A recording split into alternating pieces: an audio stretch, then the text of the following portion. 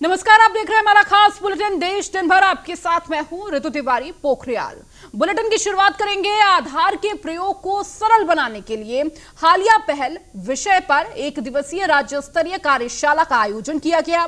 वहीं इस दौरान मुख्य सचिव दुर्गा शंकर मिश्रा ने कार्यशाला को संबोधित करते हुए कहा कि प्रदेश में लगभग 100% वयस्कों का आधार बन चुका है, लेकिन 5 साल से कम आयु वर्ग के बच्चों और 5 से 18 साल के आयु वर्ग के बच्चों के अभी भी काफी कार्य शेष है। आधार की मदद से योजनाओं का लाभ प्राप्त लाभार्थियों तक पहुंचाया जा सकता है।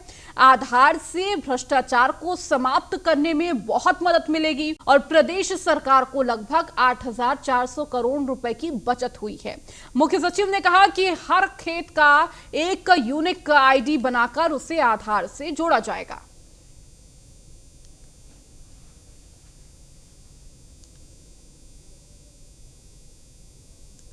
और अब खबर देश की राजधानी दिल्ली से है, जहां आजाद मार्केट में निर्माणाधीन इमारत गिरी है। 4 मजदूरों की इस दौरान मौत हो गई। मलबे में 5 लोगों के दबे होने की खबर है। 2 लोगों के मलबे से निकाला गया बाहर। राहत बचाव जारी है। दमकल विभाग की 3 गाड़ियां मौके पर मौजूद हैं। राहत और बचाव कार्य लगातार किया जा रहा है। 4 मजदूरों की इस दौरान मौत हो गई है। तो आजाद मार्केट में ये बिल्डिंग बन रही थी, निर्माणाधीन ये बिल्डिंग थी जो भरभरा के गिर उठी। और देखिए, इस दौरान कई मजदूर इसमें दब गए। इसके साथ ही आसपास जो जा रहे थे उनके दबे होने की भी सूचना है। हालांकि आपको बता दें कि अभी तक 4 मजदूरों की मौत हो चुकी है। कई लोग अभी भी मलबे के नीचे दबे हुए हैं, जिनको निकालने का प्रयास किया जा रहा है। रेस्क्यू ऑपरेशन लगातार जारी है। दमकल विभाग की गाड़ियां भी मौजूद है और लगातार कोशिश की जा रही है कि जो लोग दबे हुए हैं उनको बाहर निकाला जा सके। घटना है जी 8 बजे की घटना है जी। पूरे 8 बजे की घटना है कि 4 मंजिल बन रही थी, काम हो रही है। नई बिल्डिंग है, बिल्कुल एकदम सारी बिल्डिंग गिर गई। लेबर भी अंदर है। कम से कम 1500 लड़के थे। 3 लड़के निकाल चुके अभी तक हम। जी ये शीश महल आधार मार्केट सदर बाजार। जी घटना दिल्ली के आजाद नगर मार्केट की ये पूरी घटना आपको बता रहे हैं, जहां पर एक निर्माणाधीन बिल्डिंग थी, यानी कि बिल्डिंग बन रही थी। अचानक वो बिल्डिंग भरभरा कर गिर उठी और इस दौरान उस बिल्डिंग को बनाने के लिए मजदूर वहां पर मौजूद थे। और देखिए, इस दौरान इस पूरी घटना में मजदूर उस बिल्डिंग के गिरने से दब जाते हैं, जिसमें 4 मजदूरों की मौत हो गई है। अभी भी कहा जा रहा है कई मजदूर ऐसे हैं जो मलबे के नीचे दबे हुए हैं। 5 से ज्यादा ये संख्या हो सकती है और उन्हें बाहर निकालने की कोशिश की जा रही है। देखिए, लगातार रेस्क्यू उन्हें किया जा रहा है, मलबा हटाने का प्रयास किया जा रहा है। दमकल विभाग की गाड़ी भी मौजूद है जो राहत बचाव कार्य लगातार कर रही है। वहीं आप तस्वीरों में भी देख सकते हैं, तस्वीरों में साफ दिखा रहे किस तरह सकरी गली है और इस गली में ही इस बिल्डिंग का निर्माण हो रहा था और मौके पर प्रशासनिक अधिकारी मौजूद है। लगातार वो भी प्रयास कर रहे हैं कि जल्द से जल्द ये राहत बचाव कार्य पूरा कर लिया जाए। 2 लोगों को अभी मलबे से बाहर निकाल लिया गया है। तो प्रशासनिक अधिकारी मौके पर मौजूद हैं, हालात का जायजा ले रहे हैं और लगातार लोगों में भी अफरा तफरी का माहौल है, कहीं डर का भी माहौल है, क्योंकि जिस तरह से ये बिल्डिंग गिरी है, सवाल कई सारे खड़े हो रहे हैं कि आखिर किस तरह के मटेरियल का प्रयोग किया गया कि जिसकी वजह से इतनी कमजोर ये बिल्डिंग थी कि गिर गई। और जिस तरह से अभी ये किसके द्वारा बिल्डिंग का निर्माण किया जा रहा था और ये कौन सी बिल्डिंग थी, क्या ये सरकारी बिल्डिंग थी, तो सरकार के द्वारा ऐसी लापरवाही कैसे सामने आ गई, कई सारे सवाल इस घटना के बाद खड़े हो रहे हैं। आजाद मार्केट की लगातार आपको तस्वीर दिखा रहे हैं कि किस तरह से एक निर्माणाधीन बिल्डिंग गिर जाती है और उस बिल्डिंग के गिरने से 4 मजदूरों की मौत हो जाती है। और जब इस तरह की घटना हो जाती है तो देखिए, सवाल तो खड़े होते हैं, लेकिन सवाल ये भी खड़ा होता है कि आखिर जब घटना हो जाती है और हर बार ऐसी तस्वीर देखते हैं जब बिल्डिंग बनती है और बेकार मटेरियल की वजह से बिल्डिंग अचानक से गिरती है और फिर इस तरह का हादसा होता है, उसके बाद तमाम जांच के आदेश दिए जाते हैं। बढ़ेंगे आगे। भारत जोड़ो यात्रा का आज 3रा दिन है। तमिलनाडु नागरकोइल से जारी यात्रा, राहुल गांधी समेत कई बड़े नेता इसमें शामिल हैं। तो आपको बता दें, भारत जोड़ो यात्रा का आज तीसरा दिन है। तमिलनाडु के कन्याकुमारी से इसकी शुरुआत हुई है और आज तीसरे दिन हो चुका है इस यात्रा को। और लगातार इस यात्रा में आपको बता दें, हर दिन 22 से 25 किलोमीटर चला जाता है और इसका शेड्यूल भी तय है कि आप कितने घंटे सुबह ये यात्रा के दौरान पैदल यात्रा निकाली जाती है और शाम को थोड़ा देर आराम करके फिर शाम को ये यात्रा पूरी की जाती है। फिर एक जगह रात्रि विश्राम किया जाता है, जहां सभी कार्यकर्ता एक साथ भोजन करते हैं, विश्राम करते हैं और फिर उसके बाद अगले दिन फिर से यात्रा की शुरुआत होती है। तो भारत जोड़ो यात्रा का आज तीसरा दिन है और लगातार राहुल गांधी इस यात्रा से जनता से जुड़ने की कोशिश कर रहे हैं। और ज्यादा जानकारी के साथ हमारे संवाददाता पीयूष तिवारी हमारे साथ मौजूद है। पीयूष, भारत जोड़ो यात्रा जो कांग्रेस ने शुरू की है, आज उसका तीसरा दिन हो गया है और लगातार कोशिश यही की जा रही है कि हर एक व्यक्ति से जुड़ा जाए। लगातार तीसरे दिन जिस तरह से तस्वीरें आ रही हैं भारत जोड़ो यात्रा को लेकर, कहा जा रहा है कहीं ना कहीं एक माहौल बदलने की कोशिश की जा रही है, क्या कुछ और जानकारी?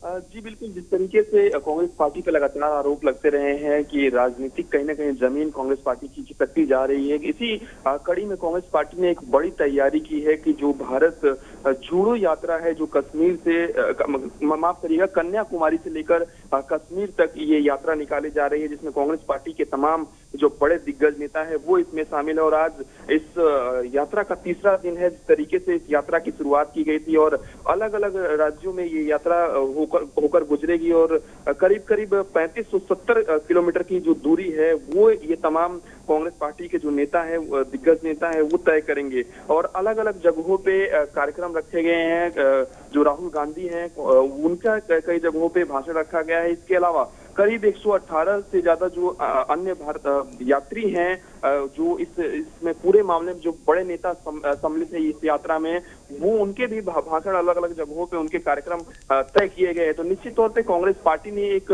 रणनीति बनाई है, एक खाका तैयार किया है कि किस तरीके से कांग्रेस पार्टी के कार्यकर्ताओं में एक मजबूती जगाई जाए, कि कहा जाए कि कांग्रेस पार्टी का वजूद अभी भी उसी तरीके से है जिस तरीके से कांग्रेस पार्टी की शुरुआत हुई थी। और निश्चित तौर पे एक अलग रंग रूप देने की कोशिश भारत जोड़ो यात्रा की तरफ से की ओर से की जा रही है। और इस तरीके से हम बात करें तो सोनिया गांधी ने भी एक लिखित संदेश भेजा है और साफ तौर पर उसने कहा है कि यह भारतीय राजनीति के लिए एक परिवर्तनकारी क्षण है तथा कांग्रेस के लिए ये संजीवनी का काम करेगी। इसके अलावा अगर हम बात करें तो ये भी उन्होंने कहा कि ये जो पार्टी को मजबूती है वो इस तरीके की यात्राएं प्रदान करेंगी, क्योंकि खुद राहुल गांधी भी इस यात्रा में शामिल है, कांग्रेस पार्टी के तमाम दिग्गज नेता शामिल है। हालांकि भारतीय जनता पार्टी साफ तौर पर कह रही है कि कांग्रेस पार्टी को पहले भारत जोड़ो यात्रा नहीं, कांग्रेस जोड़ो यात्रा शुरू करना चाहिए। लेकिन कांग्रेस पार्टी की अगर हम बात करें पिछले 2 से 3 सालों के अंदर कांग्रेस पार्टी की ये बड़ी यात्रा कांग्रेस पार्टी निकाल रही है भारत जोड़ो यात्रा के नाम पर। इससे पहले भी कांग्रेस पार्टी ने महंगाई को लेकर, ईडी के दुरुपयोग को लेकर कई जगहों पे प्रदर्शन किया था। तो निश्चित तौर पे कांग्रेस पार्टी चाहती है कि अलग अलग राज्यों के अलग अलग कार्यकर्ताओं तक कांग्रेस पार्टी की पहुंच बनाई जा सके, खासतौर पर बूथ लेवल के कार्यकर्ताओं को किस तरीके से मजबूत किया जा सके। इसी कड़ी में भारत जोड़ो यात्रा को निकाला गया। ठीक है पीयूष, आप लगातार हमारे साथ जुड़े रहिए और भी खबरों पर आपसे अपडेट लेंगे।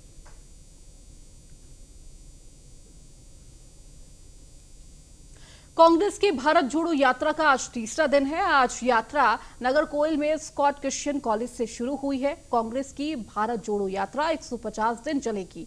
ये तमिलनाडु के कन्याकुमारी से शुरू होकर जम्मू कश्मीर तक 3570 किलोमीटर की होगी। राहुल गांधी ने 7 सितंबर को तमिलनाडु के श्री पेरुम्बुदुर यात्रा की शुरुआत की थी। आपको बता दें, कांग्रेस पार्टी की भारत जोड़ो पदयात्रा हर दिन 2 चरणों में होगी। पहला चरण सुबह 7 बजे से 10:30 बजे तक, दूसरा चरण दोपहर 3:30 बजे से 6:30 बजे तक होगा। कांग्रेस नेता हर दिन लगभग 22 से 25 किलोमीटर चलेंगे। इस यात्रा में कांग्रेस नेता 3570 किलोमीटर की दूरी तय करेंगे। इस दौरान राहुल गांधी न किसी होटल में रुकेंगे और न ही किसी रेस्टोरेंट में खाना खाएंगे। वहीं एक कैंप का वीडियो सामने आया है जहां सभी नेता रुक रहे हैं। वहां टॉयलेट कंटेनर और डाइनिंग हॉल वाले कंटेनर लगाए गए हैं, जिसमें 12 बेड, 4 बेड, 2 बेड और 1 बेड शामिल है।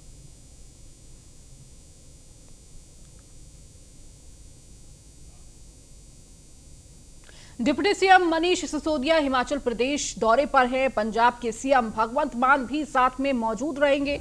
वहीं मंडी में दोपहर 1 बजे हिमाचल की जनता को देंगे गारंटी। अरविंद केजरीवाल की आगामी गारंटियों का ऐलान करेंगे। तो लगातार हिमाचल में अपनी पहुंच बनाने के लिए और अपनी लगातार पार्टी को स्टैब्लिश करने के लिए हिमाचल दौरे पर, चाहे वो अरविंद केजरीवाल हो फिर या मनीष सिसोदिया हो, वक्त वक्त पर पहुंचते हैं। और अब देखिए इसी को लेकर और ज्यादा जानकारी के साथ हमारे संवाददाता पीयूष तिवारी हमारे साथ जुड़े हुए हैं। पीयूष, डिप्टी सीएम मनीष सिसोदिया हिमाचल दौरे पर है और इस दौरान उनके साथ भगवंत मान भी मौजूद है। और देखिए लगातार कोशिश ये की जा रही है हिमाचल में पार्टी को कैसे स्टेब्लिश किया जाए और इसके साथ ही मजबूती के साथ आम आदमी पार्टी हिमाचल में आए।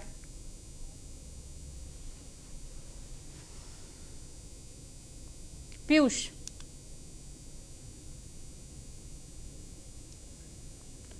तो देखिए पंजाब के सीएम भगवंत मान भी इस दौरान मौजूद होंगे। मंडी में दोपहर 1 बजे हिमाचल की जनता को देंगे गारंटी। इसके साथ ही अरविंद केजरीवाल की आगामी गारंटियों का ऐलान करेंगे। तो लगातार आम आदमी पार्टी की यही कोशिश है कि हिमाचल में भी एक अच्छी पकड़ बनाई जाए आम आदमी पार्टी की और एक अच्छा विकल्प दिया जाए।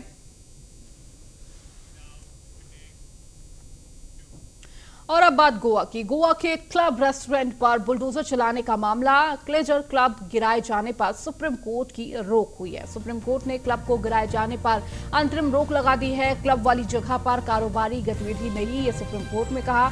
सुप्रीम कोर्ट इस मामले में अगले हफ्ते सुनवाई करेगी। एनजीटी के फैसले को बदलते हुए ध्वस्तीकरण पर रोक लगाई है। नियमों का उल्लंघन करने को लेकर दिया था आदेश। एनजीटी ने क्लब को ध्वस्त करने का आदेश दिया था और इसी रेस्टोरेंट में सोनाली फोगाट की मौत भी हुई थी।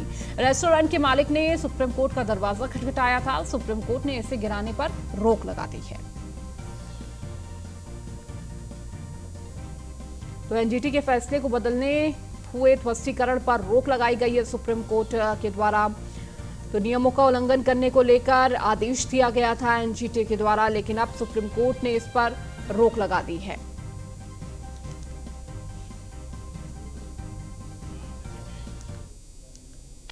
वहीं कोरोना के एक्टिव मरीजों की संख्या 50,000 से कम हो गई है। देश में बीते 24 घंटे में कोरोना के 6,080 नए केस सामने आए हैं। 24 घंटे में कोरोना के 18 मरीजों की मौत हुई है। 6,768 ठीक हुए हैं। देश में कोरोना के एक्टिव मरीजों की संख्या 49,636 हुई है। देश में कोरोना के कुल मरीजों की संख्या लगातार जो अगर आंकड़ा देखें तो देश में कोरोना से ठीक होने का सिलसिला भी लगातार जारी है। देश में कोरोना के अब तक ये जो आंकड़ा है वो कभी बढ़ता है कभी कम होता है, लेकिन अभी भी कोरोना का डर लगातार बरकरार है।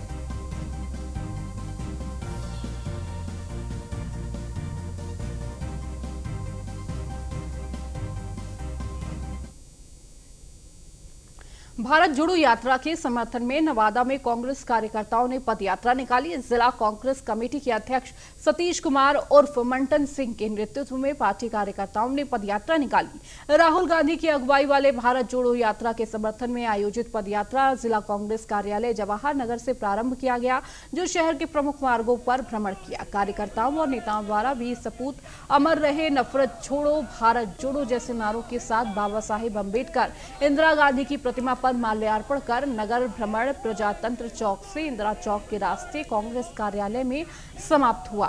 इस अवसर पर जिला अध्यक्ष नवादा सतीश कुमार उर्फ मंटन सिंह ने कहा कि भारत जोड़ो यात्रा का उद्देश्य भारतीय जनता पार्टी और राष्ट्रीय स्वयंसेवक संघ की विभाजनकारी नीति का विरोध करना और फांसीवादी भाजपा शासन की गलत नीतियों की ओर लोगों का ध्यान आकर्षित करना है। आज हम लोग का पैदल यात्रा है, भारत जोड़ो यात्रा जो चल रहा है आदरणीय राहुल जी के द्वारा। हम लोग जिला में पद यात्रा कर रहे हैं, भारत जोड़ो यात्रा। क्या संदेश दे रहे हैं लोग? नफरत को मिटाना है, वो तोड़े। और अब खबर बिहार से जुड़ी है, जहां एक समय में मुख्यमंत्री नीतीश कुमार के करीबी रहे प्रशांत किशोर अब मुख्यमंत्री के खिलाफ बयानबाजी करने से नहीं चूकते हैं। दिल्ली में मुख्यमंत्री ने प्रशांत किशोर पर टिप्पणी करते हुए कहा कि उनको कुछ मालूम है, बिहार के बारे में एबीसी भी पता है क्या। अब इस पर प्रशांत किशोर ने मुख्यमंत्री को करारा जवाब भी दिया। प्रशांत किशोर ने कहा कि मुख्यमंत्री से सबसे ज्यादा महाज्ञानी है, बाकी सब बेवकूफ है। उन्होंने कहा कि हमें नहीं मालूम बिहार की एबीसीडी, मुख्यमंत्री को तो ए से लेकर जेड तक पता है। प्रशांत किशोर ने मुख्यमंत्री को चैलेंज कर दिया और अगर वो 1 साल में 10 लाख युवाओं को सरकारी नौकरी दे देंगे तो ये सारा अभियान बंद कर उनका झंडा उठा लूंगा। 17 साल से नीतीश बाबू मुख्यमंत्री हैं, वो कह रहे हैं कि किसी को एबीसी का ज्ञान नहीं है। ठीक है भाई, हमें तो नहीं ज्ञान है, तो आप अपने ज्ञान से लोगों को बता दीजिए कि वो 100 रुपया इनकम उनका क्यों नहीं बढ़ रहा है।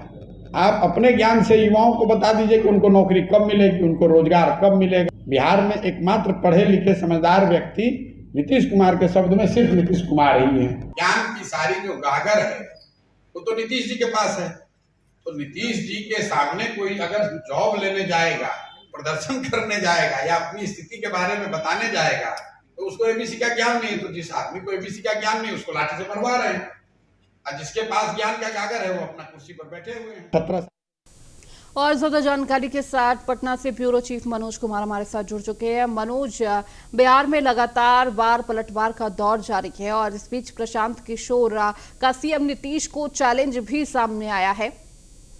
जी बिल्कुल, जिस प्रकार देखा जाए कि बिहार की चुनावी राजनीति को लेकर प्रशांत किशोर जो एक दिवसीय दौरा पर जो वहां पे लेकर भागलपुर पहुंचे हुए हैं, अब वहां पे वो नीतीश कुमार को पूरा कटाक्ष कर रहे हैं। और उनका मतलब जिस प्रकार देखा जा रहा है कि बिहार की राजनीति को लेकर वो बिहार के जन जन तक पहुंचने के लिए आदमी 2 अक्टूबर से यह पद यात्रा कर रहे हैं। हालांकि ये मोतिहारी गांधी आश्रम से करेंगे शुरुआत वहां से, और जहाँ 1 से 1.5 साल तक निरंतर करीब 3500 किलोमीटर की पद यात्रा गांव शहर सहित कस्बे तक ये जाकर लोगों से संवाद करेंगे। और देखिए, प्रशांत किशोर इस दौरान जो है नई नवेली जो सरकार महागठबंधन की बनी है, इसको भी कटाक्ष करते हुए कहा कि बिहार के केवल मंत्रियों का नेम प्लेट बदला है, बाकी सब कुछ पहले वाली स्थिति है। तो पहली वाली स्थिति में कहीं ना कहीं ये भाजपा को भी देखा जा रहा है, इसलिए कि जब अभी तो राजद और जदयू की ये सरकार है तो कहीं ना कहीं ये भाजपा को भी कहीं नहीं छोड़ रहे हैं। वहीं पिछले दिनों में जब शिक्षा की बहाली को लेकर, मांग को लेकर अभ्यर्थियों के साथ जो लाठीचार्ज हुआ, इस घटना पर भी प्रशांत किशोर मुख्यमंत्री को भी कहा और उसमें भी स्थिति का ज्ञान नहीं है और ऐसे उन्होंने लाठीचार्ज करवाया है। तो बहुत तरह की बातें को खोल रहे हैं प्रशांत कुमार। यही प्रशांत किशोर जो थे पहले सीएम नीतीश कुमार का बड़ाई किया करते थे सरकार। ठीक है मनोज, आप हमारे साथ जुड़े रहिए और भी खबरों पर आपसे अपडेट लेंगे। जन सुराज के संस्थापक प्रशांत किशोर अपने 1 दिवसीय दौरे पर भागलपुर पहुंचे और लोगों से मुलाकात की। इसी दौरान प्रशांत किशोर ने कहा कि बिहार में सिर्फ नेम प्लेट बदलती है, ना तो सरकार की कार्यशैली में कोई बदलाव हुआ है और ना ही कोई नई रणनीति बनी है। पहले नीतीश कुमार कैबिनेट में 15 मंत्री भाजपा के थे, अब राजद के मंत्री हैं। उन्होंने कहा कि बिहार के सीएम 10 लाख लोगों को नौकरी देकर दिखाएं तो इस अभियान को वापस ले लूंगा और खुद जदयू का दामन थामने से परहेज नहीं करूंगा।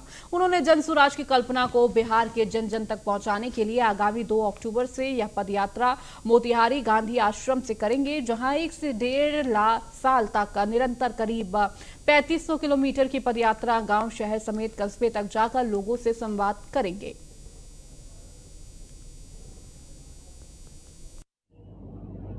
इस पूरे इस अभियान में 2 अक्टूबर से मुझे एक पदयात्रा शुरू करनी है, जिसके जरिए बिहार के सारे प्रखंडों में और ज़्यादातर नगरों और पंचायतों में पैदल चलकर पहुंचने का प्रयास होगा, ताकि लोगों से मिला जा सके। पदयात्रा पूरे बिहार के सारे प्रखंडों में करने के लिए हम लोगों का एक अनुमान है कि करीब 3500 किलोमीटर के आसपास पैदल चलना होगा। इसको करने में 1 से 1.5 साल का समय लगेगा। 2 अक्टूबर से जब चलना शुरू करेंगे गांधी आश्रम पश्चिम चंपारण से। बिहार के बोधगया में एक निजी होटल में चल रहे जन अधिकार पार्टी के 3 दिवसीय मंथन सह प्रशिक्षण कार्यक्रम का समापन हो गया है। जन अधिकार पार्टी के राष्ट्रीय अध्यक्ष पप्पू यादव के नेतृत्व में इसका समापन किया गया। इसके पहले सभागार में मौजूद सभी कार्यकर्ताओं से पार्टी के विस्तार और प्रोग्रेस के लिए पप्पू यादव ने बारी बारी से राय ली और उसके बाद पप्पू यादव ने कार्यकर्ताओं को संबोधित करते हुए पार्टी का स्लोगन भी कहा, जनता की सरकार, न्याय के साथ रोजगार। आगे कहा कि कोई भी जनता सरकारी दफ्तर नहीं जाएगी, उनका समस्या उनके पास जाकर पूछा जाएगा और हाल ही में किया जाएगा और वहीं 6 महीने के अंदर भ्रष्टाचार पूरे बिहार से समाप्त किया जाएगा। उन्होंने कहा कि बेटियों की आजादी पंचायत से शुरू हो जाएगी, वहीं एजुकेशन और हेल्थ दुनिया का नंबर 1 स्तर होगा। ये गलत है, लगातार डराने का जो प्रयास है, हम नीतीश जी से आग्रह करेंगे, कभी डरिएगा नहीं।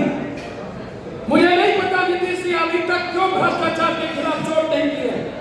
चोर बचाए शोर, सूप बाजे तो बाजे, चलनी बाजे, शीशे के घर पे लगे पत्थर फेंकता है किए। यदि महागठबंधन वो लोग नहीं लड़ेंगे, सीबीआई के खिलाफ पप्पू यादव जन अधिकार पार्टी जंग छेड़ेगी इस बिहार में। यदि इस तरह से डराने का काम बिहार को किया, बिहार की जनता को किया, डेवलपमेंट रोकने का काम किया, मैं आपको वचन देता हूं, ये चुनी हुई सरकार के डेवलपमेंट को रोकने के लिए सिर्फ एक एजेंडा। बिहार से इतना डर क्यों मोदी जी आपको? जानकारी के साथ हमारे संवाददाता मनोज हमारे साथ जुड़े हुए हैं। मनोज, जन अधिकार पार्टी की 3 दिवसीय मंथन सह प्रशिक्षण कार्यक्रम का समापन हो चुका है और लगातार राष्ट्रीय अध्यक्ष पप्पू यादव के नेतृत्व में इसका समापन हुआ और देखिए लगातार ललकारते हुए भी नजर आए हैं पप्पू यादव इस दौरान।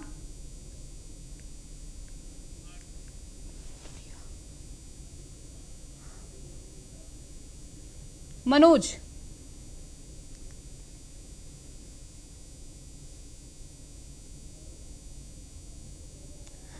तो मनोज से हम अपडेट लेंगे, लेकिन उससे पहले आपको बता दें कि पार्टी के विस्तार सहित कई मुद्दों पर चर्चा की गई। पप्पू यादव लगातार नीतीश कुमार को लेकर भी तमाम बातें कही उन्होंने। चलिए, हमारे खास बुलेटिन देश दिन भर में फिलहाल इतना ही। बने रहिए न्यूज़ 1 इंडिया के साथ।